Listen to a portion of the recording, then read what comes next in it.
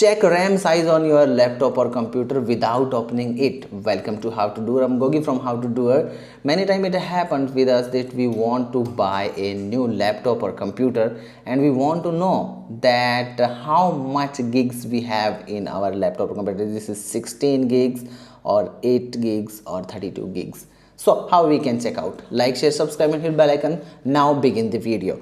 You have to go to your alt or keyboard and press alt control and delete at a time for few time, and you will see options like this. From there you can go to the task manager. By going to the start menu, you can type task manager and go there too. So now as you can check out, it has many options like this. You can see options like this, but by just pressing over here you can see this type of performance. Click on that performance and go to the memory.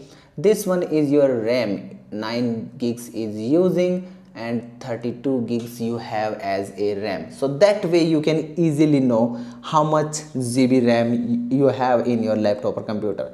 Like, share, subscribe and hit bell icon for get more videos like this. Be with us, keep learning new things every day.